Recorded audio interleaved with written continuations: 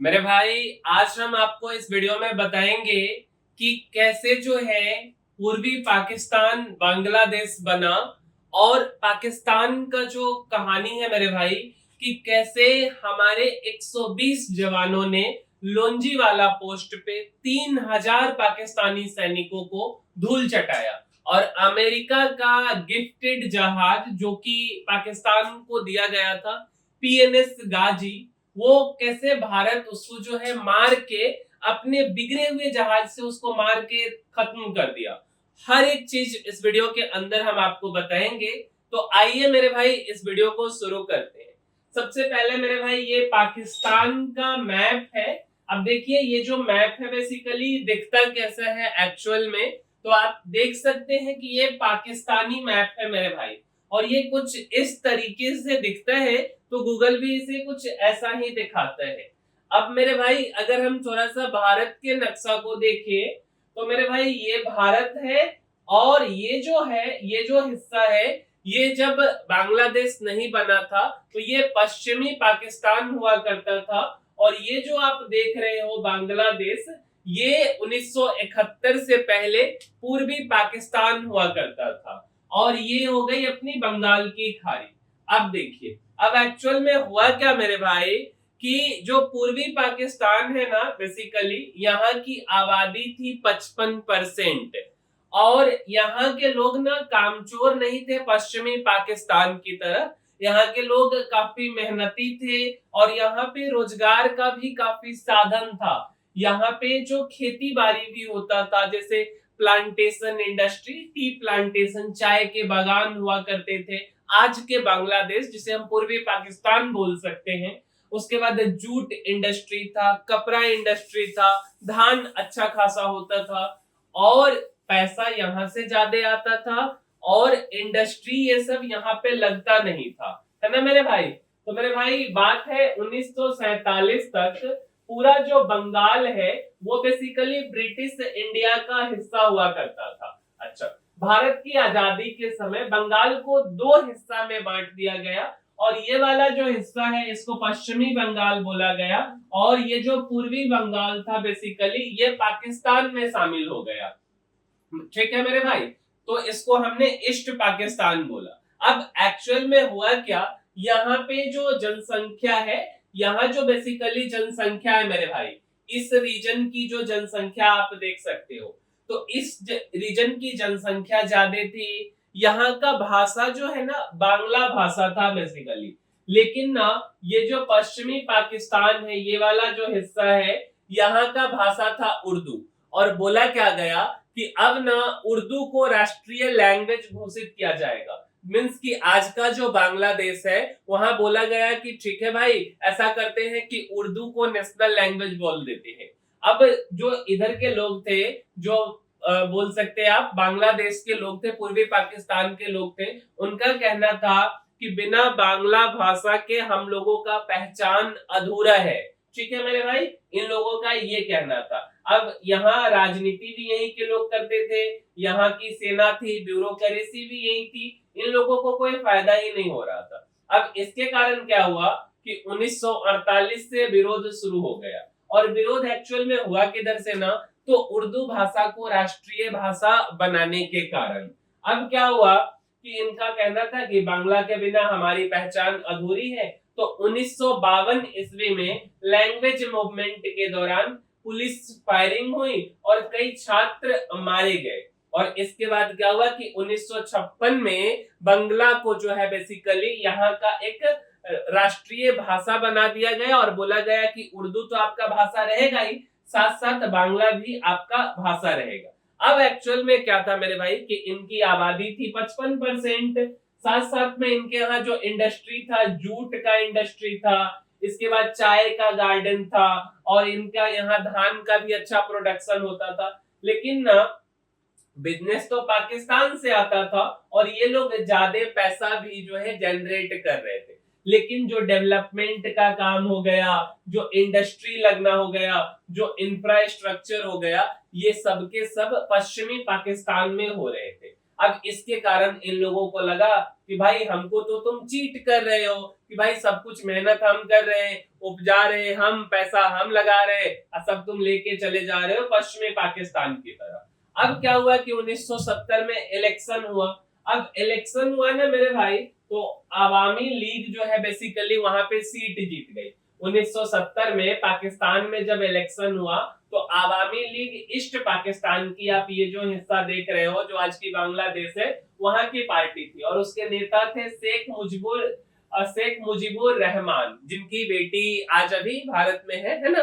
तो बेसिकली ये जो थे शेख मुजीबुर रहमान, बेसिकली इनकी पार्टी जीत गई और ओवरऑल 300 में से 160 सीट जीता। ठीक है मेरे भाई। अब इसका मतलब था कि पाकिस्तान का प्रधानमंत्री कौन बनते, तो मुजीबुर रहमान बनते, इन्हीं की बेटी है शेख हसीना, है ना।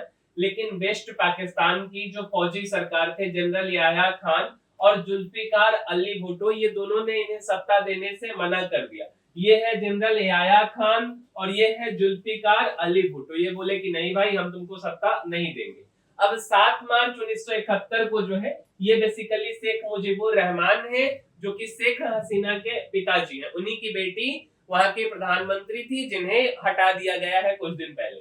तो 7 मार्च 1971 को शेख मुजीबुर रहमान ने ढाका में एक विशाल रैली में कहा, हमारी लड़ाई आजादी की है। 25 मार्च 1971 को पाकिस्तान आर्मी ने ऑपरेशन सर्च लाइट चला दिया। ठीक है मेरे भाई। तो इसमें क्या हुआ कि ढाका में, बांग्लादेश की राजधानी है ढाका, और जो ईस्ट पाकिस्तान है वहां के लोगों पे, छात्रों पे, बुद्धिजीवियों पे नरसंहार किया गया। हजारों लोग मारे गए और लाखों लोग भारत में आए। एक बोला जाता है कि 1 करोड़ लोग जो है बांग्लादेश से भाग करके और कहां आ गए थे, तो भारत में आ गए थे, जो सीमावर्तीय इलाके अभी हम आपको बताएंगे। और जो पाकिस्तानी आर्मी थी बुरी तरीके से जो है कि प्रताड़ित कर रही थी महिलाओं को, हर मतलब एक अलग तरीके से। मींस देखिए आप, ये न्यूज 18 का रिपोर्ट है कि 10 लाख महिलाओं से रेप किया गया, 30 लाख लोगों का कत्ल। पाकिस्तानी सेना का यह जो कांड था, मतलब ये बहुत बड़ा कांड था। और इसके कारण क्या हुआ कि बांग्लादेश के जो सीमावर्तीय राज्य हैं, जैसे वेस्ट बंगाल हो गया, त्रिपुरा हो गया, उसके बाद आपका मेघालय हो गया, है ना, सिक्किम हो गया, और इन सब जगहों पे वहां से शरणार्थी जो है भाग करके अपनी जान बचाने के लिए भारत में आ गए। अब सबसे ज्यादा इसके कारण बंगाल में आए थे लोग। अब उस समय हमारे यहाँ की जो सरकार थी, उनसे मांग किया गया इंदिरा जी से कि भाई हमें, इंदिरा गांधी जी से, कि हमें खाने पीने का हमें मदद की जाए। मदद, अब स्वाभाविक बात है कि भाई मदद कैसे नहीं करेंगे, आपको मदद तो करना होगा। तो इंदिरा गांधी जी जो है खाना पीना सब कुछ तो मुहैया करवाएंगी, साथ साथ वहां पे जो वहां की जो स्थानीय जनता थी, वो एक गुरिल्ला युद्ध चला रही थी और उनका संगठन था मुक्ति वाहिनी करके। तो क्या हुआ कि मुक्ति वाहिनी जो चल रहा था बेसिकली, तो इसको ट्रेनिंग देने से लेकर के सारा कुछ, भारतीय हथियार मुहैया कराना, सब कुछ कर रही थी। लेकिन भारत ना ईस्ट मतलब जो है बेसिकली युद्ध में उतना आगे बढ़ चढ़ करके हिस्सा नहीं ले रहा था। लेकिन इंदिरा गांधी जी को समझ आ गया था कि भाई कुछ तो करना पड़ेगा कि हमारे पड़ोसी को इतने बुरी तरीके से प्रताड़ित किया गया है। अब इसमें क्या होता है ना कि भारत का जो सैनिक है, वो सारे सैनिक को पश्चिमी छोर में, मीन्स भारत के पश्चिमी छोर में ज्यादा सैनिक नहीं थे, सारे के सारे सैनिक भारत ना अपना पूर्वी छोर में जो है मुक्ति वाहिनी सेना को मदद करने के लिए या जो भी जरूरतें थी उसके पूरा करने के लिए ज्यादातर सैनिक पूर्वी छोर में थे भारत के। अब इसके कारण क्या हुआ ना कि पश्चिम का एरिया खाली है, ऐसा पाकिस्तान को पता चल गया। अब पाकिस्तान को जब पता चल गया, देखो भारत भी कहीं ना कहीं जो है अपने मन से बोलो प्रिपेयर तो कर ही रहा था कि कुछ ना कुछ तो करना है भाई, क्योंकि इस तरीके से आपके पड़ोसी को जो है बेसिकली प्रताड़ित किया जाएगा, रेप किया जाएगा और मार दिया जाएगा। बहुत बुरा था उस समय का दृश्य। तो भारत इन सबको लेकर के प्रिपेयर था कि भाई इनके लिए कुछ तो करना है। लेकिन सेना हमारे पास जो थी, मींस की राजस्थान साइड में सेना कम थी, और ये खबर ना उनको लग गई। किनको लग गई? पाकिस्तानी को। अब पाकिस्तानी को लगा ना, उसको क्या लगा कि भारत ना पश्चिमी छोर पे कमजोर है, तो हमको पाकिस्तान मतलब जो है, हमको जो है कि भारत डिस्टर्ब ना करे, तो हम ऐसा करते हैं भारत पर हमला कर देते हैं पश्चिमी सीमा पे। आप पश्चिमी सीमा पर हमला करेंगे, कुछ जमीन हड़प लेंगे और उसके बाद बोलेंगे कि भाई उधर तुम मुक्ति वाहिनी को सपोर्ट नहीं करो, और जब तुम उधर सपोर्ट नहीं करोगे तो हम फिर पीछे हट जाएंगे। ऐसा पाकिस्तान का मानना था और भारत चाह भी रहा था कि किसी भी तरीके से भारत इस युद्ध में इन्वॉल्व हो, और ये काफी पहले से प्रिपरेशन हो भी रहा था, लेकिन एक्चुअल में हमारी वो स्थिति नहीं थी, क्योंकि उस स्थिति में हम हार भी सकते थे। हमारे जो मानिक साव जी, जो कि यहाँ के सेना के मेन अध्यक्ष थे, चीफ थे, वो ये बात पहले ही इंदिरा गांधी जी को बता चुके थे। और क्या होता है ना कि 1971 के में ही 1971 में 3 दिसंबर के दिन क्या होता है कि पाकिस्तान को तो पता रहता है कि भाई पश्चिमी सीमा पर जो है सैनिक नहीं है, तो पाकिस्तान अटैक कर देता है। और पाकिस्तान कहां पे अटैक करता है मेरे भाई, तो आप ये जगह है लौंजीवाला। लौंजीवाला में केवल 120 सैनिक रहते हैं भारत की। ये जगह है बेसिकली, आप देखो ये कहां पे पड़ता है, तो जैसलमेर से जो है मान के चलो ना 150-200 किलोमीटर के आसपास में पड़ता है। कोटवा के पास, रामगढ़ के पास में ये पड़ता है लौंजीवाला। अब लौंजीवाला पे केवल 120 सैनिक है और उस सैनिक के हेड जो है मेरे भाई ये है, इनका क्या नाम है, तो मेजर कुलदीप सिंह चांदपुरी। और इन्हीं पे बेसिकली जो बॉर्डर मूवी है, ये फिल्म वाले हैं सनी देओल जी, और एक्चुअल हीरो ये है मेजर कुलदीप सिंह चांदपुरी जी। अब इनको बोला जाता है कि भाई देखो लौंजीवाला पे अटैक हो गया है, और ऐसा इंफॉर्मेशन आता है जब जो सैनिक रहता है वो सैनिक जाता है पेट्रोलिंग के लिए, तो पेट्रोलिंग के लिए जाता है तो वो देखता है कि भाई भारी संख्या में, हजारों की संख्या में गाड़ी, 3000 के आसपास सैनिक, और कम से कम काफी मात्रा में जो है, काफी नंबर्स में टैंक लेकर के पाकिस्तान जो है भारतीय सीमा में एंटर कर रही होती है। अब एक्चुअल में क्या होता है कि ये सारा कुछ है, भारत के पास उतना हथियार भी नहीं है, सैनिक भी नहीं है, तो बोला जाता है चांदपुरी जी से, मेजर कुलदीप सिंह चांदपुरी जी से कि भाई आप पीछे हट जाइए।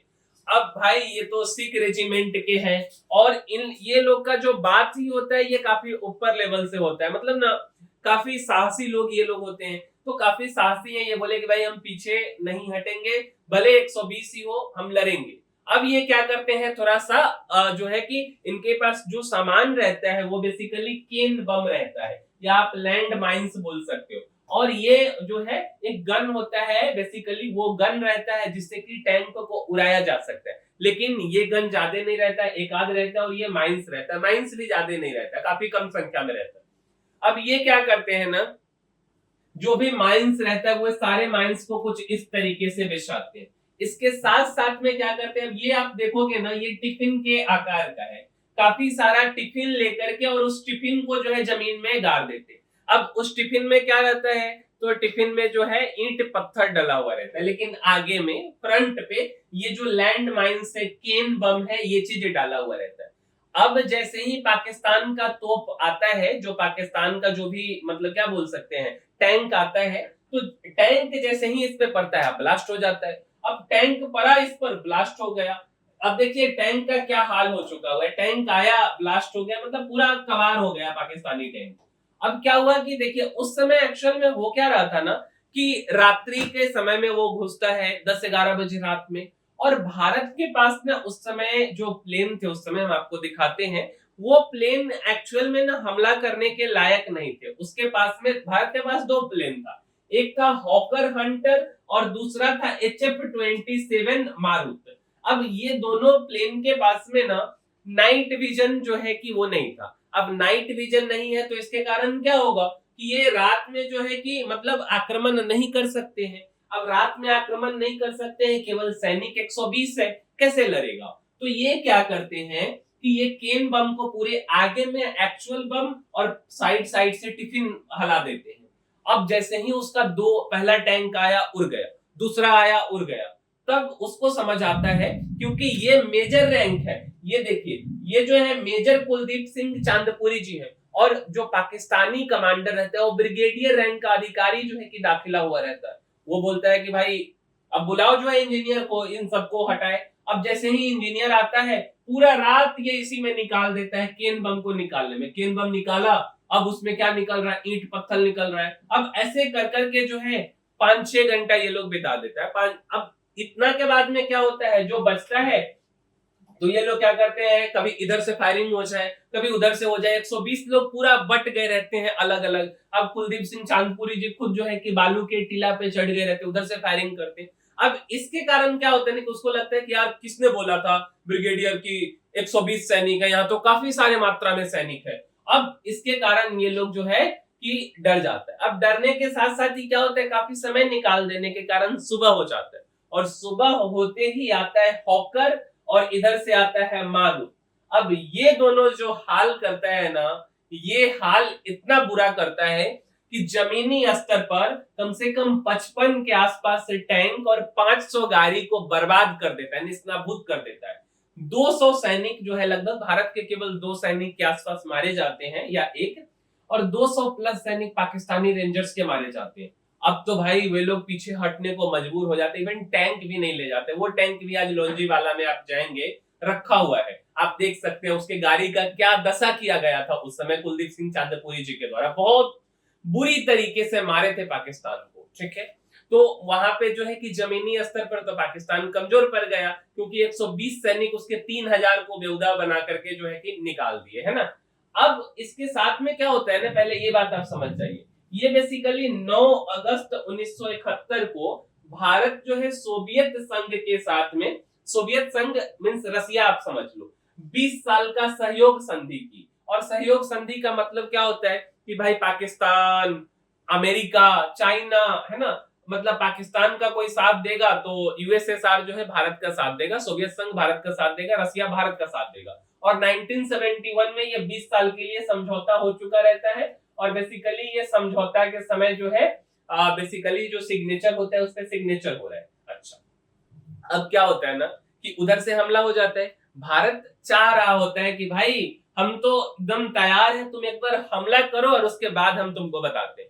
3 दिसंबर को क्या होता है, 3 दिसंबर 1971 को ही पाकिस्तान भारत के कई हवाई अड्डा पर हमला कर देता है। आप देखिएगा, मतलब ये तो उसके बाद का है जो हम लोग किए हैं। अब हमला जो है ना कि काफी ज्यादा करता है, एकदम मतलब ऐसे बोल सकते हैं ना कि 5:35 पर ये हमला को शुरू करता है, और लगभग पहले बेरे में 36 प्लेन होता है। फिर से दोबारा इसका मन नहीं भरता है तो फिर से 15 प्लेन लेकर के आ जाता है, और 10:30 रात तक हमला करता है। अब आप देखिए 24 को ये वाला प्लेन है, प्लेन का नाम है F-86F, जो कि बमों से लैस है। इसके बाद 8 को मिराज लेकर के आता है हमला करने के लिए। 4 को जो है, 4 को F-104 विमान लेकर के आता है। उसके बाद दोबारा जो है 15 को विमान में B-57 कैनबेरा लेकर के आता है, T-33A लेकर के आता है, और उसके बाद में C-130 विमान लेकर के आता है। और ये सब कहां पे हमला करते हैं तो मेरे भाई, अमृतसर में,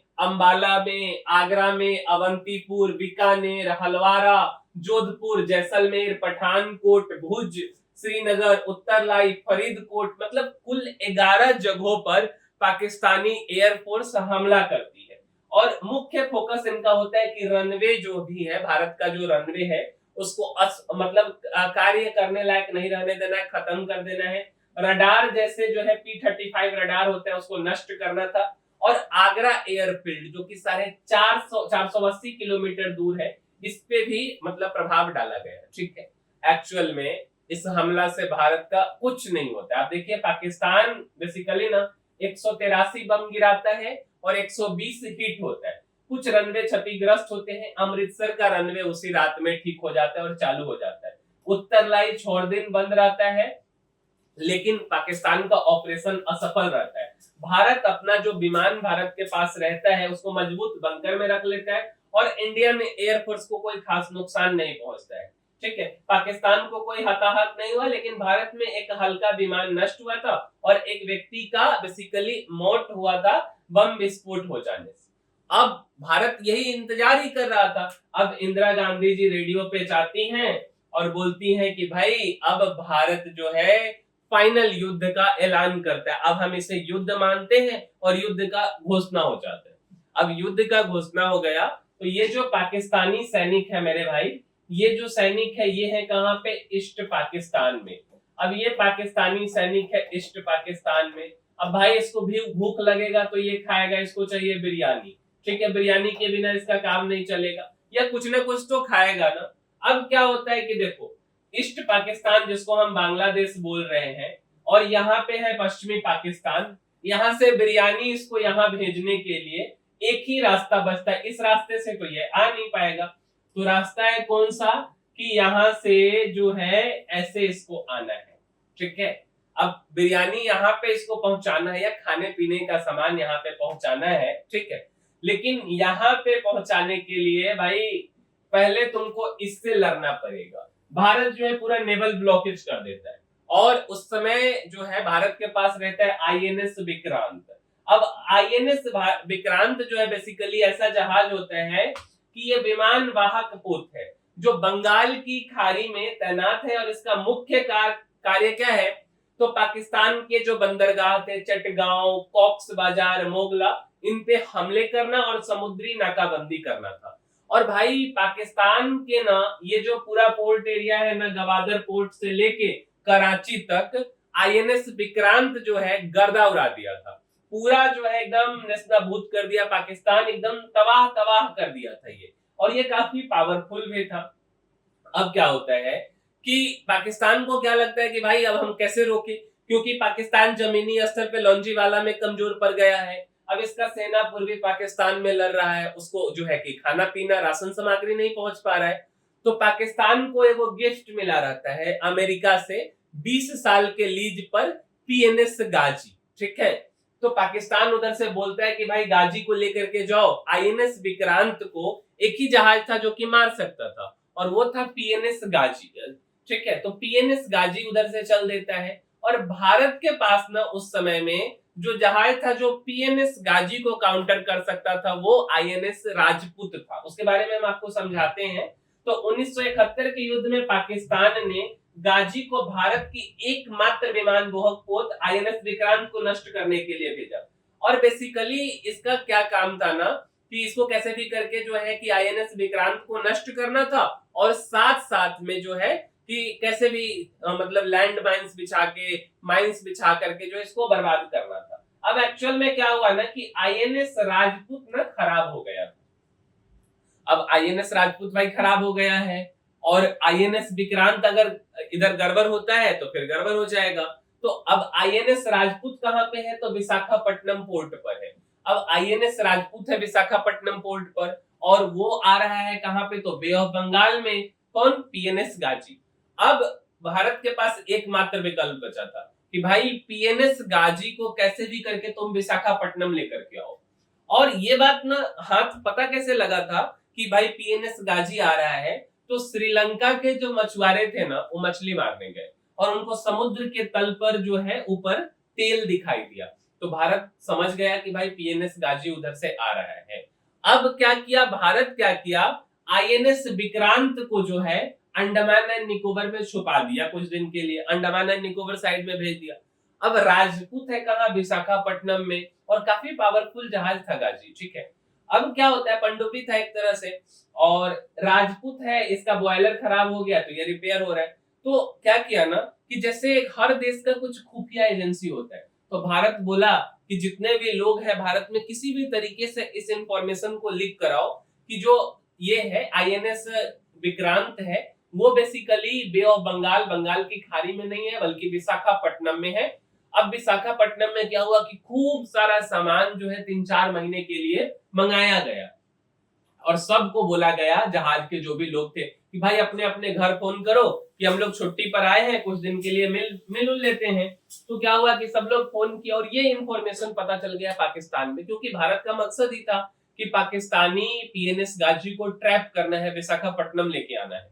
और जैसे ही वहां लिख हुआ तो पाकिस्तान से आया ऑर्डर कि भाई गाजी को लेकर के विशाखापट्टनम जाओ। अब विशाखापट्टनम में जैसे ही आया, ये तो यहाँ पे तैयार है, और इसके जो कैप्टन थे वो इंदर सिंह जी थे। अब इंदर सिंह जैसे ही देखे कि भाई गाजी आ गया है, हलचल हो रहा है, तो ये क्या करते हैं ना, 2 बार डेप्थ चार्ज करते हैं। डेप्थ चार्ज का मतलब होता है कि पानी के नीचे विस्फोट करते हैं, और इसके बाद जोरदार विस्फोट होता है, और 93 चालक दल, 11 अधिकारी और 82 नाविक के साथ पीएनएस गाजी 1.5 नॉटिकल मील दूर ही था विशाखापट्टनम से, और इसका कहानी समाप्त कर दिया गया। अब तक पाकिस्तान के पास कोई विकल्प नहीं बचा, जमीन भी गया और जल भी गया। अब बोलता है कि भाई अमेरिका तुम ही हमको बचा सकते हो। अब अमेरिका कहता है कि ठीक है, कोशिश करते हैं। 4 दिसंबर 1971 को जो है क्या बोल सकते हैं, 4 दिसंबर 1971 को अमेरिका जो है जॉर्ज H.W. बुश जो रहते हैं संयुक्त राष्ट्र सुरक्षा परिषद में, बोलते हैं कि भाई इस युद्ध को रोका जाए। और उसके 5 मेंबर होते हैं। अब उस 5 में अगर एक भी मेंबर बोलेगा कि नहीं, ऐसा हम नहीं मानते, तो युद्ध जो है कि नहीं रोका जाएगा। तो यूएसएसआर, जिसको हम आज रसिया के नाम से जानते हैं, रसिया वीटो कर देता है। अब ये भी गया, अब कुछ नहीं हो सकता है। अब पाकिस्तान भाई रोने लगा अमेरिका के पास में कि कैसे भी करके हमको बचाइए, नहीं तो भाई हमको तो बर्बाद कर देगा भारत। तो अमेरिका उधर से 7वां वेरा 7th फ्लीट भेजता है, और ये परमाणु से लैस है, मिसाइल है, एडवांस सिस्टम है। देखिए कुछ इस तरीके से इसके साथ भी ना काफी सारे जहाज जो है इसको जो है बैकअप देते रहते हैं। 7th फ्लीट उस समय काफी पावरफुल जहाज होता था। तब इसको भेजा कि भाई जाओ और मामला देखो, और इसको साफ बोला गया था कि भारत माने तो ठीक है, नहीं तो तुम आक्रमण कर सकते हो। अब ये आया। अब ये खाली ये नहीं आया, 10 दिसंबर को इसको भेजा गया 7th फ्लीट को, ठीक है। और इसका आने का जो बेसिकली रूट था मेरे भाई, इसका उद्देश्य था भारत को डराना और पाकिस्तान के मनोबल को बढ़ाना, क्योंकि उसके सेना का मनोबल अब टूट चुका था। और ये वियतनाम से मलक्का जलडमरू मध्य के रास्ते 18 दिसंबर तक भारतीय महासागर में पहुंचा। तब तक तो यहाँ कहानी खत्म हो गया हुआ था। अब उसके साथ में क्या हुआ ना कि इंग्लैंड का जहाज था भाई ईगल, रॉयल एयरक्राफ्ट करियर का जहाज था, ये भी भेज दिया, ठीक है। और इसका क्या काम था कि अमेरिका बंगाल की खाड़ी में अपने 7वां बेड़ा को लेके पहुंचेगा, और ब्रिटेन जो है अरब सागर में भारत को घेरेगा, और पाकिस्तान तो जमीन पे घेरेगा, है ना। अब क्या हुआ कि भारत उस समय, हम आपको शुरू में बताए थे कि अगस्त के महीने में यूएसएसआर रसिया से क्या किया था, समझौता कर लिया हुआ था कि भाई कोई अगर पाकिस्तान, इंग्लैंड, चाइना हम पर आंख दिखाएगा तो तुम हमारा मदद करना। आज चाइना यूएसएसआर से उलझना नहीं चाहता था। चाइना उस समय कमजोर स्थिति में था, तो चाइना बोला कि भाई ठीक है, हम तो कुछ नहीं करेंगे। तो रसिया बोला कि भाई हम 40वां बेड़ा भेज रहे हैं। अब रसिया क्या किया ना कि अमेरिका का 7वां बेड़ा आया और रसिया का 40 बेड़ा, एक तरह से आप ऐसे समझिए ना कि 40 वो जहाज एक साथ आ गया। पूरा समुद्र को, पूरा अमेरिकी जहाज और जो इंग्लैंड का जहाज ईगल था और रसिया का और इसका अमेरिका का 7th फ्लीट जो था 7वां बेड़ा, उसको घेर लिया।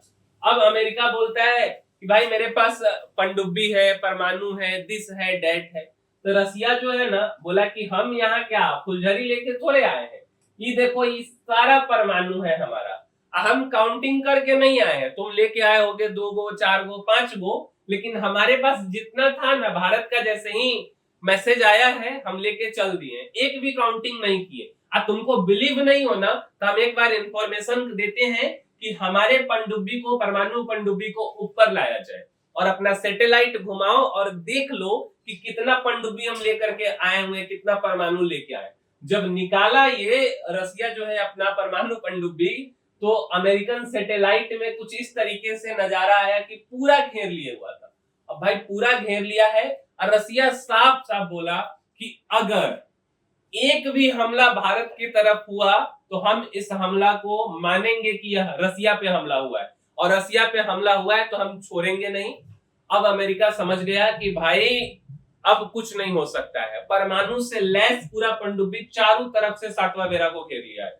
साथ साथ ब्रिटेन वाला बोलता है, ईगल बोलता है कि अपने लंदन में फोन करके कि वी आर टू लेट, अब तो कोई विकल्प नहीं है। अब सोचा अमेरिका, सोचा कि भाई अब कुछ नहीं हो सकता है, अब जाने दो, ईस्ट पाकिस्तान को जो करना है करने दो, हम इसके कारण इतने लोगों को, खुद को तो खतरा में नहीं डाल सकते। 7वां बेड़ा वहां से लौट गया, ईगल भी अपना लौट गया। अब इसके बाद क्या हुआ कि भारत जल में कमजोर पड़ गया है, एयर में भी कमजोर पड़ गया हुआ है, थल सेना कमजोर है। अब थोड़ा सा मनोवैज्ञानिक दृष्टि से क्या किया भारत कि ढाका में जो है बहुत सा पुतला को उतार दिया। अब इतना पुतला उतारा ना रात में, असली में सैनिक नहीं थे ये सारे, जो है बेसिकली रियल में सैनिक नहीं है, इनको उतारा गया ढाका में। अब जब इनको ढाका में उतारा गया तो 93,000 सैनिक थे मेरे भाई, जो कि पूर्वी पाकिस्तान में लड़ रहे थे। अब 93,000 सैनिकों को लगा कि भाई एक बड़े मात्रा में भारत जो है आर्मी उतार रही है। अब जो है मनोवैज्ञानिक दृष्टिकोण से पाकिस्तान के ऊपर और ज्यादा दबाव बन गया। फिर भी पाकिस्तान को बोला गया कि भाई 16 दिसंबर 1971 को जो है बेसिकली मेरे भाई क्या होता है कि 93,000 सैनिक के साथ में ये सरेंडर कर देते हैं भारत के सामने, आत्मसमर्पण कर देते हैं इनके सामने में, सारे हथियार को रख देते हैं और इसके बाद फाइनली जो है ईस्ट पाकिस्तान बांग्लादेश के नाम से जाना जाता है।